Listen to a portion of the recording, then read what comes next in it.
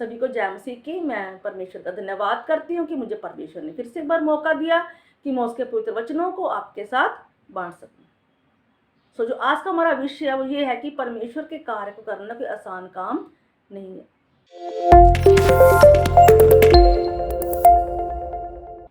अगर हम बाइबल को पढ़ते हैं, अगर परमेश्वर 4 दिन के लाजर को जीवित कर सकते थे तो परमेश्वर पत्थर को भी हटा सकते थे, लेकिन परमेश्वर ने पत्थर खुद नहीं हटाया बल्कि हटाने के लिए कहा।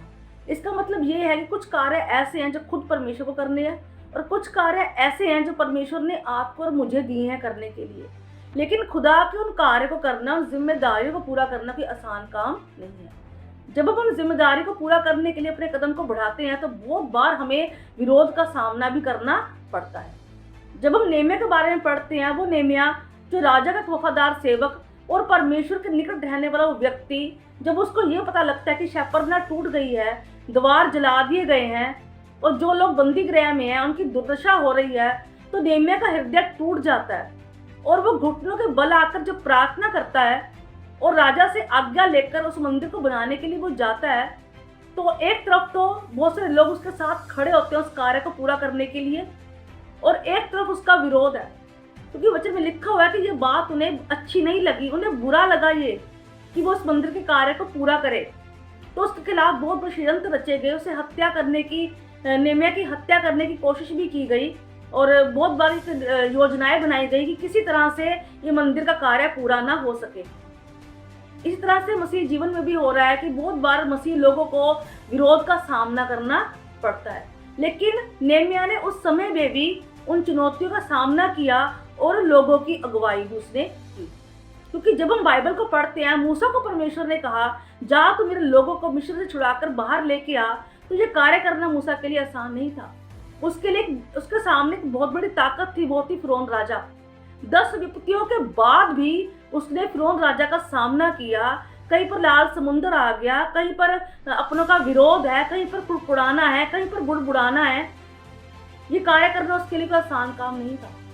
अगर हम प्रभु यीशु मसीह के बारे में पढ़ते हैं, प्रभु यीशु मसीह के जन्म के बारे में जब राजा को पता लगा तो उसने जितने 2 सास छोटे बच्चे थे सबको मरवा डाला, क्योंकि वो प्रभु यीशु मसीह को मरवाना चाहता था।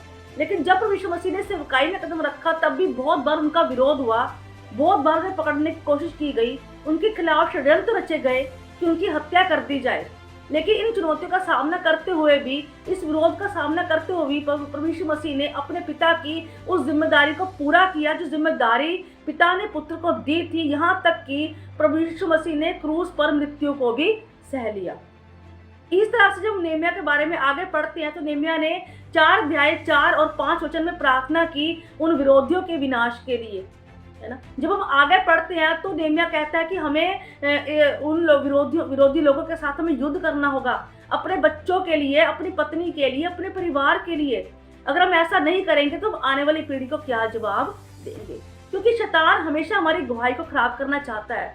सो आज हमें जरूरी है कि हमें लड़े, हम विरोध का सामना करें उन अंधकार की ताकतों के साथ। आज हमें अगर वचन हमारे अंदर है तभी हम उस विरोध का सामना कर सकते हैं, उस अंधकार की ताकतों का सामना तभी हम कर सकते हैं अगर वचन हमारे अंदर है।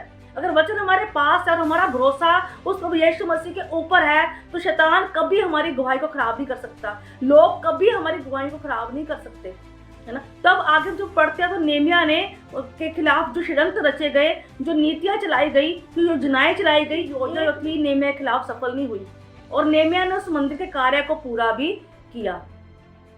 इस तरह से आज हमारे जीवन में भी बहुत सारा विरोध है, हमारे मसीह लाइफ में भी बहुत सारी चुनौतियां हमारे सामने आती हैं, तो आज हमें भी उस चुनौतियों का सामना करना है। आज वो जिम्मेदारी जो खुदा ने आपको मुझे दी है, आज हमें विरोध का सामना करते हुए उसे पूरा करना है, क्योंकि वचन में लिखा हुआ है जितने हथियार तेरी हानि के लिए उठाए जाएंगे उसमें से एक भी तेरे पर प्रबल नहीं होगा। वचन में लिखा हुआ है अगर प्रभु यीशु मसीह हमारी ओर है तो हमारा विरोधी कौन हो सकता है।